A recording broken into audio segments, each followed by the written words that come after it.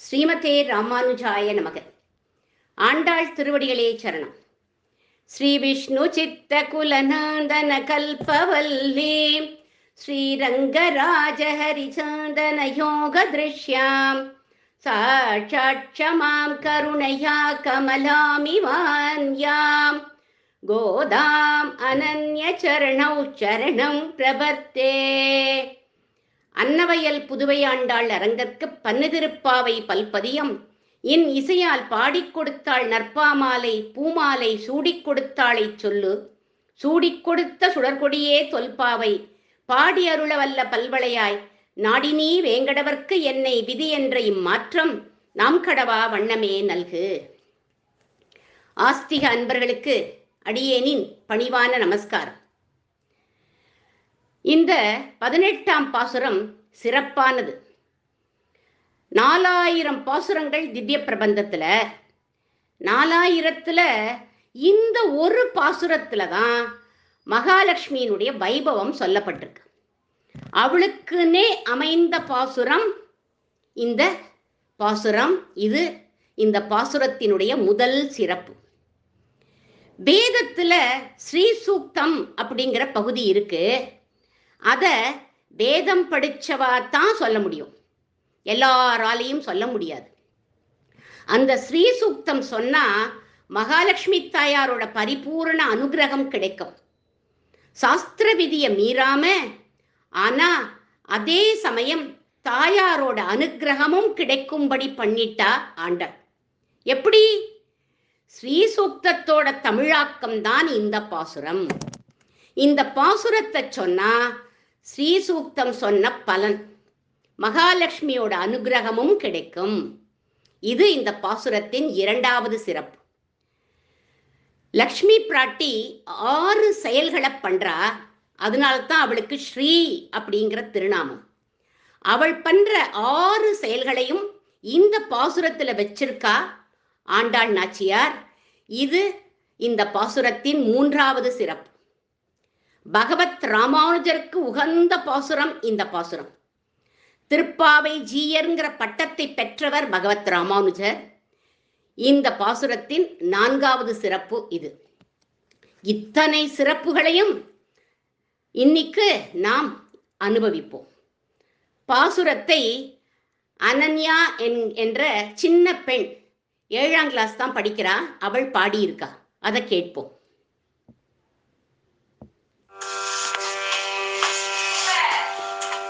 உந்து மத களீற்றன் ஓடாத தோல்வலியன்.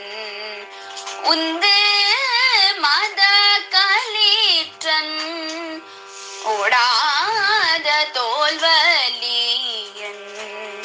நந்த கோபாலன் மருமகளேன பின்னாய் கந்தம் கமழும் குழலி கடை திறவாய். கந்தம் கமழும் குழலி கடை திறவாய். அந்தெங்கும் கோழி அழைத்தனகான் மாதவி. பந்தள் மேல் பல்கால் குயிலினங்கள் கூவினகான். பந்தார் விரலி உன் மைத்துனன் பேர் பாட. செந்தாமரை கையா செந்தாமரை கையான் சீரார் வளை ஒளிப்ப. செந்தாமரை கையான் சீரார் வளை ஒளிப்ப. வந்து திறவாய் மகிழ்ந்தேலோரெம்பாவாய். வந்து திறவாய் மகிழ்ந்தே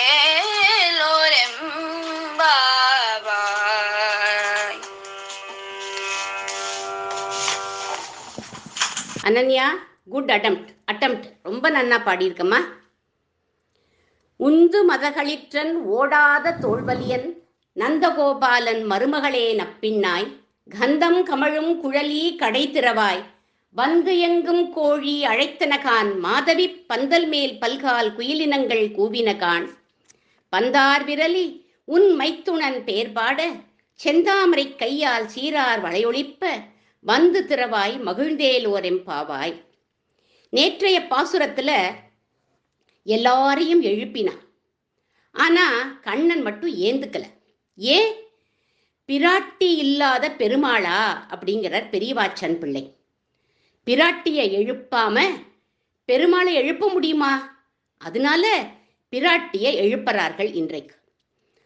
ஆண்டாளும் நாச்சியார் தானே, அவளுக்கு இது தெரியாதா என்ன?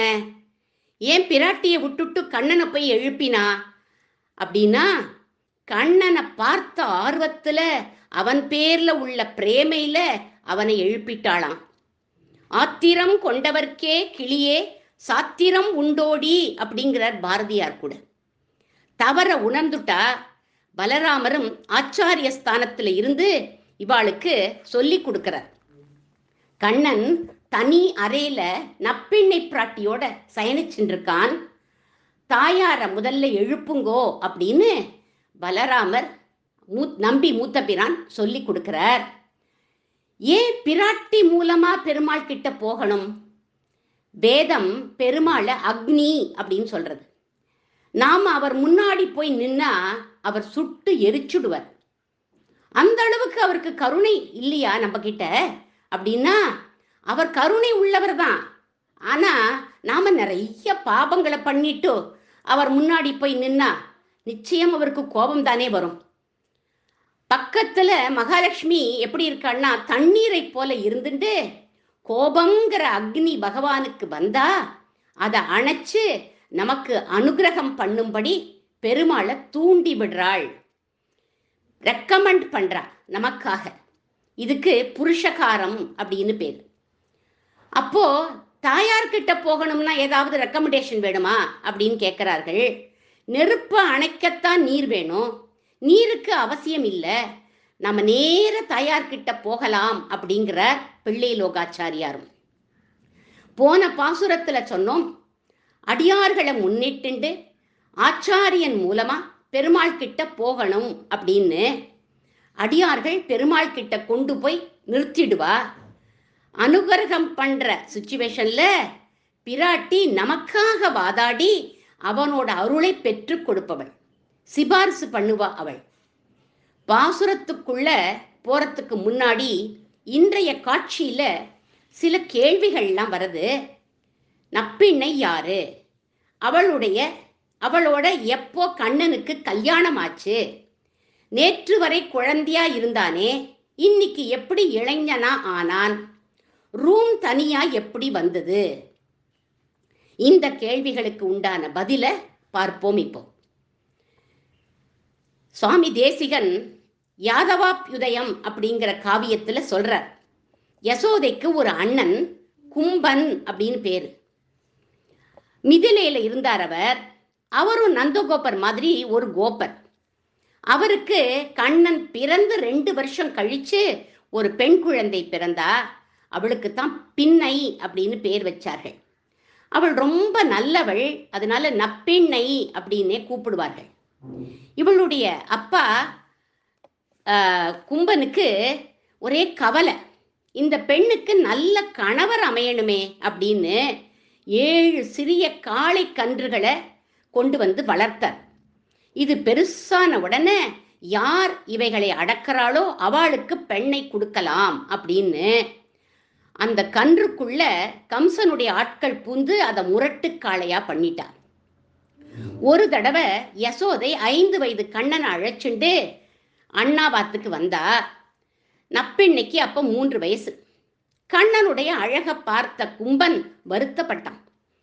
ஏன் இந்த காளையை அடக்கணும்னு கண்டிஷன் வச்சோம், முறை பையனான கண்ணனுக்கே கொடுத்துருக்கலாமே அப்படின்னு வருத்தப்பட்டு இத யசோதை கிட்ட சொல்றார். அதை கேட்டுன்னு இருந்தான் கண்ணன். உடனே அந்த காளைகளை போய் தழுவினான். அதுகள் அடங்கிடுத்தான். அத ஆழ்வார் ஒரு பாசுரத்துல சொல்றார். பின்னைக்காய் வல்லான் ஆயர் தலைவனாய் இளவேர் ஏழும் தழுவிய எந்தாய் அப்படிங்கிறார். இளவேர் அப்படின்னா எருது பூட்டிய ஏர். அதை போய் தழுவினான் கண்ணன். உடனே அதெல்லாம் அடங்கிடுத்தான். கும்பனுக்கு ஒரே சந்தோஷம் ஆயிடுத்து. யசோதை கிட்ட சொல்லிட்டார், உன்னோட மாட்டுப்பெண் இவள், இப்பவே இவளையும் நீ அழைச்சுண்டு போ அப்படின்னு விட்டார். 2 பேரையும் வளர்த்தா யசோதை அப்படிங்கிறா. யாருக்கு தெரியும் அவ வளர்த்தான்னு அப்படின்னா, ஆழ்வார் ஒரு பாசுரத்துல சொல்றார், 2 பேரும் ஒன்னா இருந்திருக்கா அப்படின்னு. பூனி தொழுவினிற்புக்கு புழுதி அலைந்த பொன்னேனி காண பெரிதும் உகப்பன் ஆகிலும் கண்டார் பழிப்பர் நானிலாதாய் நப்பெண்ணை காணில் சிரிக்கும் மாணிக்கமே என் கண்மணியே மஞ்சனமாட நீவாராய் அப்படின்னு பெரியாழ்வார் பாடியிருக்கார். புழுதியில் அலைஞ்சு விளையாடி வருவானா கண்ணன். குளிக்கவாடா கண்ணா அப்படின்னு கூப்பிடுவா. இப்படி புழுதியோட நீ நின்னேன்னா உன்னை பார்த்து நப்பெண்ணை சிரிப்பா அப்படின்னு சொல்ற. நப்பெண்ணை காணில் சிரிக்கும் அப்படின்னு பதத்தை போட்டிருக்க. அப்போ 2 பேரும் தம்பதியா இருந்திருக்கான்னு தெரியுது இல்லையா? அப்போ நப்பெண்ணை யாரு, எப்ப கல்யாணம் ஆச்சு அப்படிங்கிறதுக்கு பதில் கிடைச்சாச்சு. நேற்று வரை குழந்தையா இருந்தானே கண்ணன், இன்னைக்கு எப்படி இளைஞனானான்? பெருமாள் நினைத்த நேரத்துல நினைத்த உருவத்தை எடுத்துக்கொள்ள வல்லவன். ஏன்னா அவன் திருமேனி நம்மளை போல கர்மாதீனமான சரீரம் இல்லை. பஞ்ச உபனிஷத் திருமேனி அவனோடது. சுத்த சத்வமயமாகவே இருக்குமா. வைகுண்டத்துல அவன் எப்படி இருக்கானோ அப்படியே இருப்பான். இங்க வந்து அவதாரம் பண்ணாலும் பக்தர்களுக்காக அவ விரும்பிய வடிவத்தை எடுத்துப்பான். நந்தகோபர் யசோதைக்கு குழந்தையா இருப்பானா? கோபிகைகள் காதலிகள், அவளுக்கு இளைஞனாக காட்சி கொடுப்பானா? நப்பிண்ணையோடு தம்பதியா காட்சி கொடுப்பான் அப்படின்னு சொல்றார்கள். பெருமாள் சயனிக்கிற போதும் பாதுகையை கழட்டவே மாட்டாராம். அந்த பாதுகையில உள்ள நவரத்தின கற்களினுடைய ஒளி சொலிடிஃபை ஆகி ரூம், கதவு, திரை இப்படி எல்லாம் ஆயிடும் அப்படின்னு பாதுகா சகசரத்துல சுவாமி தேசிகன் சொல்றார். ஆக எல்லா கேள்விகளுக்கும் நமக்கு இப்போ பதில் கிடைச்சாச்சு. இனி பாசுரத்துக்குள்ள நுழைவோம், பாசுரத்தை அனுபவிப்போம். உந்து மதகளிற்றன் ஓடாத தோள்பலியன் நந்தகோபாலன் மருமகளே நப்பின்னாய். நந்தகோபருடைய மருமகளே அப்படின்னு அட்ரஸ் பண்றார். அப்படி கூப்பிட்டாதான் பிடிக்குமா நப்பிண்ணைக்கு? தசரதருடைய நாட்டு பெண்ணுன்னு தான் சொல்லிப்பா சீதா பிராட்டி கூட. உந்து மதகளிற்றன், நந்தகோபர் கிட்ட மாடுதான் இருந்தது, யானை கிடையாது. களிறு அப்படின்னா யானைன்னு அர்த்தம். ஆனா யானையை கட்டி வளர்த்தார் அப்படிங்கிற ஆண்டாள். மதம் பிடிச்ச யானை போன்ற பரமாத்மாவை கட்டி காக்கிறாரா நந்தகோபர். தோள் வலிமை உடையவர், சத்துருக்கள் வந்தா பின்வாங்கவே மாட்டார்கள். குவலையா பீடம் போன்ற யானைகளை துவம்சம் பண்ணியவர்கள். பகவானுக்கும் யானைக்கும் நிறைய ஒற்றுமை உண்டு. ஒரு சிலதை பார்ப்போமே.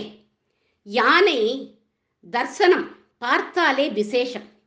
எவ்வளவு நேரம் பார்த்தாலும் புதுசாவே இருக்கும், பார்த்துட்டே இருக்கணும்னு தோணும். யானையை போல பகவானும் பார்க்க ரம்யமா இருப்பார். ஒரு தடவை சேவிச்சா போரும் அப்படின்னு தோணாது. அவனுடைய வடிவழகு நம்மை ஈர்க்கும். யானை முதுகுல ஏறி உட்காரணும் அப்படின்னா அது தன்னோட காலை மடக்கும். அதுபோல பகவானுடைய திருவடிய நாம பற்றினா உயர்ந்த ஸ்தானத்தை பகவான் கொடுத்துடுவான். யானையை கட்டுறதுக்கு சங்கிலி வேணும். அதுவே யானையே எடுத்து கொடுக்கும். யானை பாகனுக்கு பரமாத்மாவை பக்திங்கிற கயிற்றுனால நம்ம கட்டிடலாம். அப்படி 2 பேர் கட்டினா. யார் 2 பேர் அப்படின்னா யசோதையும் சத்ருக்கணனும் பக்திங்கிற சங்கிலியால கட்டிட்டார். அடுத்ததா யானை பாகன் சொல்றத செய்யும் யானை. அதே மாதிரியே பகவானும் ஆச்சாரியர்கள் சொன்னா கேட்கக்கூடியவன். இந்த ஆத்மாவை நீதான் ரட்சிக்கணும்னு ஆச்சாரியர்கள் சொன்னா உடனே கேட்டுண்டு உடனே அவளை ரட்சிப்பவன். யானைக்கு தும்பிக்கை அப்படிங்கிற ஒரு கை, பகவானுக்கும் அபயஹஸ்தம் அப்படிங்கிற ஒரு கை இருக்கான். இப்படி யானைக்கும் பகவானுக்கும் உள்ள ஒற்றுமையை பார்த்தோம். கிருஷ்ணன் பலராமன்கிற 2 மதம் பிடிச்ச யானைகளை கட்டி காக்கிறார் நந்தகோபர். சத்துருக்கள் வந்தா பின்வாங்கவே மாட்டார்கள் இவா 2 பேரும். மல்லர்களை அழிச்சார்கள், கம்சவதம் பண்ணார்கள், ஜராசந்தன் காலையவனன் இத்தனை பேரையும் அழிச்சார்கள். தோள் வலிமை மிக்கவர்கள் 2 பேரும். இப்பேற்பட்ட தோள் வலிமையுள்ள 2 யானையை கட்டி காக்கும் சாமர்த்தியம் உடையவர் நந்தகோபர். அவருடைய மருமகளே அப்படின்னு கூப்பிட்டு அவளுடைய நப்பிண்ணையுடைய பெருமையை சொல்றார்கள். அடுத்ததா, கந்தம் கமழும் குழலி கடை திறவாய், பரிமளம் வீசும் குழலை உடையவள், சுகந்தங்களுக்கு இருப்பிடமானவள் மகாலட்சுமி. நம்ம கிட்ட இருக்கிற கெட்ட வாசனையை போக்கிடுவா, ஞானம் அப்படிங்கிற சுகந்தத்தை கொடுக்கக்கூடியவள் அந்த நப்பிண்ணை பிராட்டி. கடை திறவாய், கதவை தரங்கோம்மா அப்படின்னு கேட்கிறார்கள். நப்பிண்ணை சொல்றா, புருஷகார பூதைன்னு சொன்னேள், ரெக்கமெண்ட் பண்ணணும் அப்படின்னு சொன்னேள், சிபாரிசு பண்ணணும் எல்லாம் சொன்னேள். ஓகே, அதுக்காக காலங்கார்த்தால இப்படியா வந்து தொந்தரவு பண்ணுவேள் அப்படின்னு கேட்டா விடிஞ்சதுக்கு அடையாளம் சொல்றார்கள். வந்து எங்கும் கோழி அழைத்தன காண் அப்படிங்கிறார். கோழிகள் 4 பக்கமும் வந்து கூவறதே அப்படின்னு சொன்னார்கள். உடனே அதுக்கு பிராட்டி சொல்றா, அது சாமக்கோழி அப்படிங்கிறார். மாதவி பந்தல் மேல் பல்கால் குயிலினங்கள் கூவின கான்னு அடுத்த அடையாளத்தை சொன்னார்கள். உங்க வீட்டுக்கு பின்பக்கத்துல குறுக்கத்தி பூ பந்தல், அதைத்தான் மாதவி பந்தல் அப்படின்னு சொல்லுவா. அது இருக்கே, அதுல குயில்கள் எல்லாம் கூவுறது அப்படின்னு சொன்னார்கள். ராமாயணத்துல சித்திரக்கூடத்துல ராமரும் சீதையும் ஏகாந்தமா இருக்கா. எங்க அப்படின்னா அந்த குறுக்கத்தி பந்தலுக்கு கீழே ஏகாந்தமா உட்காண்டிருக்கார்கள். சீதை சொல்றா ராமர் கிட்ட, நான் தான் இன்னைக்கு சமைக்க போறேன் அப்படின்னா. உடனே நீயா அப்படின்னு கேட்டார் ராமச்சந்திரமூர்த்தி. ஏன் அப்படின்னா எல்லா கைங்கரியமும் லக்ஷ்மணன் தான் பண்ணிட்டு இருந்தார். ஒரே ஒரு 1/2 ஸ்லோகம் வால்மீகி பாடியிருக்கார். வேற எங்கேயுமே ராமர் சாப்பிட்டதாகவே தெரியல. கிழங்க தான் சாப்பிட்டார் ராமச்சந்திரமூர்த்தி. கந்த மூல பலம் அப்படின்னு சொல்லுவா. அந்த கிழங்க சுட்டு ஒரு பிட்டை எடுத்து கொடுத்தா சீதா பிராட்டி. எப்படி இருக்கு அப்படின்னு கேட்டா உடனே பிரபு சொல்ற, இதம் மேத்தியம். மேத்தியம் அப்படின்னா பரிசுத்தமா பவித்திரமா இருக்கு, ரொம்ப நன்னா இருக்கு அப்படின்னு சொன்னார். அடுத்த பிட்டை அதே மாதிரி சுட்டு கொடுத்தா, இது எப்படி இருக்கு அப்படின்னு கேட்டா, இதம் ஸ்வாத்து. ஸ்வாத்துன்னா ருசியா இருக்கு அப்படின்னார். இன்னொரு பிட்டை எடுத்து கொடுத்தா, இது எப்படி இருக்கு அப்படின்னு கேட்டா, சீதை நீ ரொம்ப நன்னா பண்ணியிருக்க, இந்த அயோக்கிய அக்னி ஜாஸ்தி எரிச்சுட்டான் அப்படின்னு சொன்னார். அதாவது காந்தி போயிடுத்தான், கருகி போயிடுத்தான். எவ்வளவு டிப்ளமேட்டிக்கா சொல்றார் பாருங்கோ. இது குடும்பத்துல இது ஒரு தர்மம், ஒத்தர் இப்படி சொல்லிக்கணும். இதம் மேத்தியம் இதம் ஸ்வாத்து பிரஷ்டத்வமிதம் அக்னினா. இதுதான் 1/2 ஸ்லோகம் தான் இருக்கு. நன்னா பால் தயிர் வெண்ணெய் எல்லாம் சாப்பிட்டது யாரு? கிருஷ்ணன். ஆனா சாப்பாட்டு ராமன் அப்படின்னு பேர் வாங்கினது ராமச்சந்திரமூர்த்தி. இப்படி மாதவி பந்தல்ல உட்காந்து சீதையும் ராமரும் ஆனந்தமாக இருந்தார்கள். அந்த பந்தல்ல பல்கால் குயிலினங்கள் கூவருது அப்படின்னு சொன்னார்கள். குயிலோட குரல் ரொம்ப இனிமையா இருக்கும். அது மாதிரி கூஜந்தம் ராம ராமேதி மதுரம் மதுராட்சரம் ஆருஹ்ய கவிதா சாகாம் வந்தே வால்மீகி கோகிலம். வால்மீகிங்கிற குயில் ராமா ராமான்னு கூவுறது, மதுரமான ராமாங்கிற அக்ஷரத்தை அது கூவுற மாதிரி இங்க எல்லா குயில்களும் மாதவி பந்தல்ல உட்காண்டு கூவுறது. எழுந்து வந்து கதவை திறக்கணும் அப்படின்னு நப்பிண்ணை பிராட்டியை பிரார்த்திக்கிறார்கள் ஆண்டாள் கோஷ்டி. நப்பிண்ணை பிராட்டியும் சரி அப்படின்னு கிளம்பிட்டா. உடனே இந்த கண்ணன் என்ன பண்ணான் தெரியுமா? அவளுடைய கையை அமுக்கி, இரு போகாத, எவ்வளவு அழகா பேசுறாவா, இன்னும் கொஞ்சம் பேச விடு அப்படின்னா. உடனே நப்பிண்ணை பிராட்டி சைலண்ட் ஆயிட்டா. வெளியில் இருக்கிற கோஷ்டி என்ன பண்ணினா, சாளரம் வழியா எட்டி பார்த்தா. திவ்ய தம்பதிகள் தூங்கின்று இருக்கிறத பார்க்கறது நல்லது இல்லதான். ஆனாலும் இவாளுக்கு நப்பிண்ணையினுடைய உதவி வேணுமே, அதனால பார்த்தார்கள். தாயார் கையில ஒரு பந்து வச்சுட்டு இருக்கிறத பார்த்துட்டார்கள். பந்தார் விரலி அப்படிங்கிறார். பந்து யார் அப்படின்னாக்க, பந்து ஜீவாத்மாவாகிய நாமெல்லாம் தான். ஒரு கையில பகவான் கண்ணனை அணைச்சுட்டு இருக்கா, ஒரு கையில ஜீவாத்மாவாகிய நம்மளை பந்தா வச்சுட்டு இருக்கா. பந்து விளையாட்டுல கண்ணனை ஜெயிச்சு தன் கையில வச்சுட்டு இருக்கா. ஜீவாத்மாக்களான நம்மை ரெக்கமெண்ட் பண்ணி பகவானோட சேர்த்து வைக்கிறா அப்படின்னு அர்த்தம். உன் மைத்துனன் பேர் பாட, மைத்துனன் அப்படின்னா இங்க கணவன் அர்த்தம். நீ ஜெயிச்சு பந்த வச்சுட்டு இருக்கியே, அவன் உங்கிட்ட தோத்தத நாங்க பாடணும். அவன் ஒன் வசம் ஆனவன், நீ சொல்றத கேட்பவன்னு பாடணும் அப்படிங்கிறார்கள். நப்பிண்ணை பிராட்டியே, உன்னோட மைத்துனன் பேரை பாடணுமா, அதுதான் எங்களுக்கு ஜெயம். அவனை பிரிஞ்சு நடந்து வந்து நீ நடந்து வர அழகியும் கை வளையல் குலுங்குற சப்தமும் மகிழ்ச்சியா நீ வரணும், அதை நாங்க பார்க்கணும் அப்படின்னு சொல்றார்கள். செந்தாமரை கையால் சீரார் வளை ஒலிப்ப வந்து திறவாய் மகிழ்ந்து அப்படின்னு சொன்னார்கள். தாயார் வந்தாளா, அதை நாளைக்கு நாம் அனுபவிப்போம். இனி இந்த பாசுரத்தை ஸ்ரீசூக்தத்தின் தமிழாக்கம் அப்படின்னு சொன்னோம் இல்லையா, அதை பார்க்கலாம். ஹஸ்திநாத பிரபோதினி அப்படிங்கிற பதம் ஸ்ரீசூக்தத்துல இருக்கு. அதுக்கு என்ன அர்த்தம் அப்படின்னா, யானையின் பிளிரலை கேட்டு எழுபவள் மகாலட்சுமி தாயார். இந்த பதத்தை தான் உந்து மதகளிற்றன் அப்படின்னு சொல்லியிருக்கா ஆண்டாள். கந்தத்வாராம் துராதர்சாம், தாயார் சன்னதியின் கதவு திறந்தா ஆச்சரியமான வாசனை வீசுறது அப்படிங்கிறது ஸ்ரீசூக்தம். அத கந்தம் கமழும் குழலி கடை திறவாய்னு போட்டிருக்கா ஆண்டாள். ஈஸ்வரீம் சர்வபூதானாம், பூதம் அப்படின்னா ஆத்மா, எல்லா ஆத்மாக்களுக்கும் ஈஸ்வரியாக இருப்பவள் அப்படின்னு சொல்றது ஸ்ரீசூக்த வாக்கியம். அத பந்தார் விரலி அப்படின்னு சொல்லியிருக்கா ஆண்டாள். நித்திய புஷ்டாம் கரிஷ்ணீம், எப்பவும் புஷ்டியாக இருப்பவள், ஏன்னாக்க பகவானோட சேர்ந்தே இருக்கக்கூடியவள். கண்ணனோட எப்பவும் நப்பிண்ணை பிராட்டி சேர்ந்தே இருக்கா. தலைவனை பிரிஞ்சாதானே இழைச்சு போய் கை வளையல்கள்லாம் கழண்டு விழும். ஆனா இவள் சேர்ந்தே இருக்கிறதுனால புஷ்டியா இருக்காளாம். அதனால சீரார் வளை ஒலிப்ப அப்படின்னு போட்டிருக்கா ஆண்டாள்.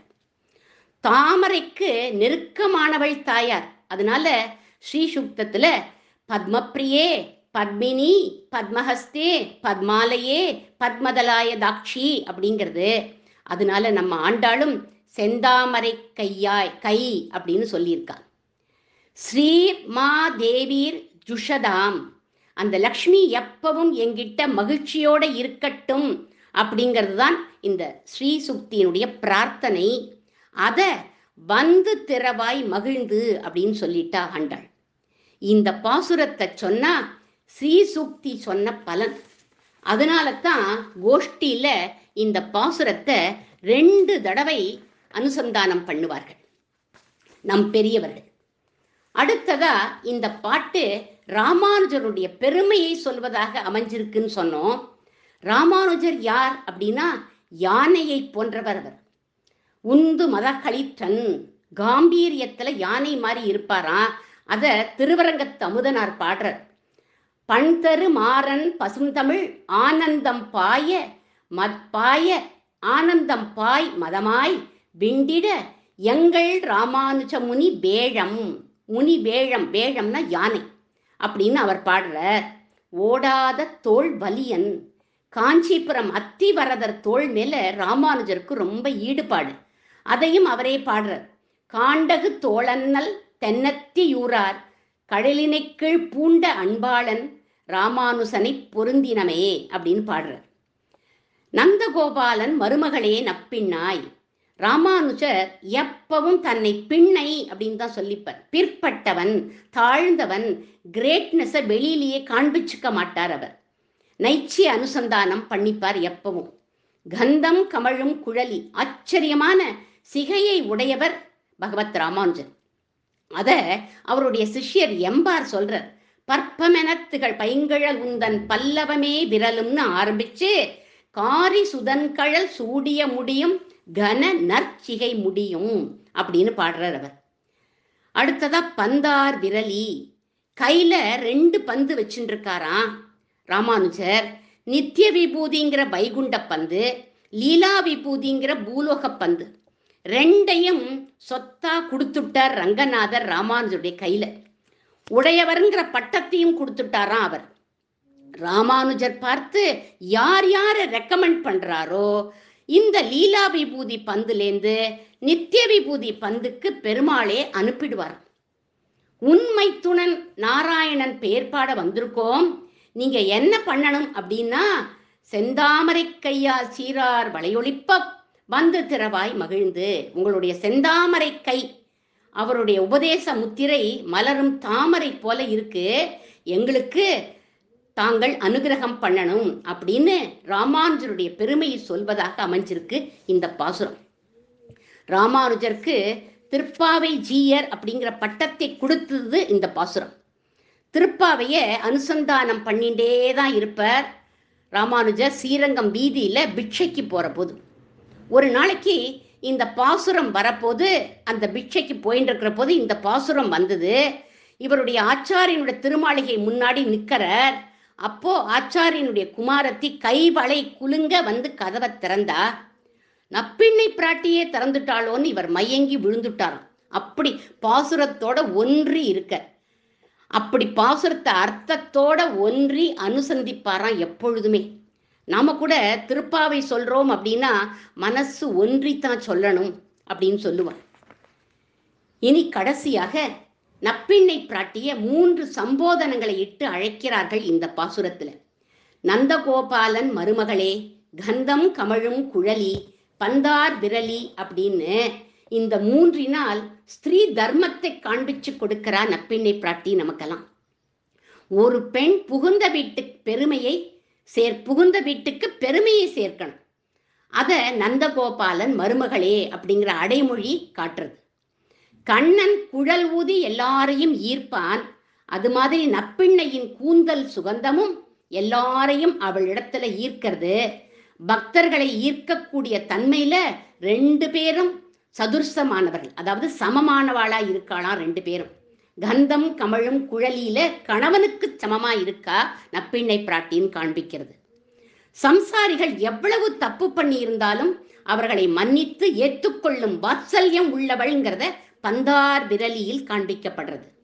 ஒரு பெண் குலத்துக்கு ஏத்தவளாகவும் கணவனுக்கு சமமானவளாகவும் வாத்சல்யம் உடையவளாகவும் இருக்க வேண்டும்ங்கிற ஸ்ரீ தர்மத்தை நப்பிண்ணை மூலமாக காட்டி கொடுக்கிறாள் ஆண்டாள் இந்த பாசுரத்துல நமக்கு. ஆண்டாளுக்கு மங்களம் பாடி அமைவோம்.